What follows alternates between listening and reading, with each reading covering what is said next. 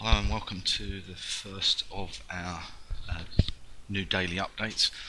What we're going to do is be concentrating on historical data, so primarily daily charts, and just seeing what's of interest that's come up in our scans overnight.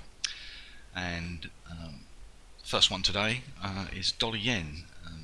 One of our theories is that markets reverse or accelerate around holidays.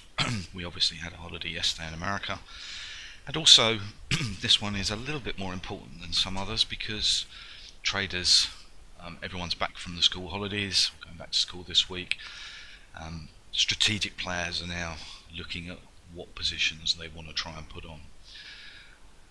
So this is a daily chart of dollar yen, and if I just draw a circle around it, see that there's been a couple of signals the last 2 days. So yesterday we had what's called a time continuation sell, which is that black square, and then today we've had another couple of RSI based divergences that still need to be confirmed.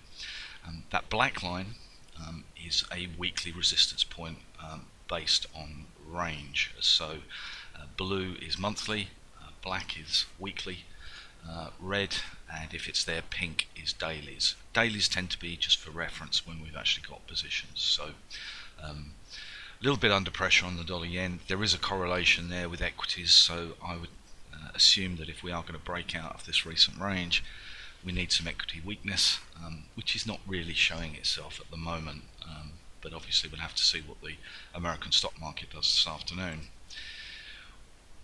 We also look at the short-term charts. So if I just go to the 60-minute, this is using the same principles of support and resistances, except for doing it on an intraday basis. So we go from 60-minute lines up to 720. So the 720 is the red ones, so they are the most important. And the thing that we are focusing on is the fact that in the short term, we've actually just at the final support area.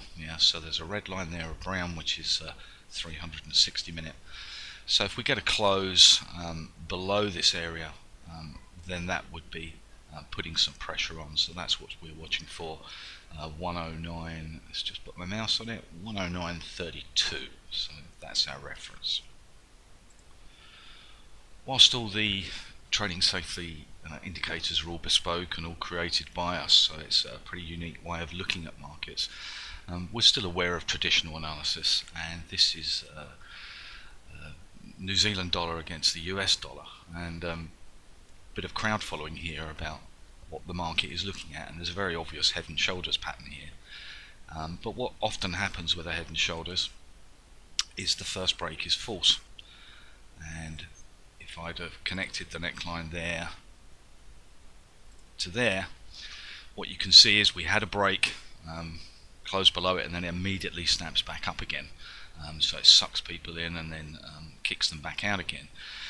And one of the dangers of trend lines or head and shoulders patterns is you just end up redrawing the line. So now what's happened, the line could have been drawn through here, so it's slightly falling. Again, we broke it last week, and now we're coming back to that level, so we're pretty interested in this as well. Now we move down to the 60-minute chart again. The current price is at that neckline, but what we're interested in is the fact that we do have some resistances a little bit higher up.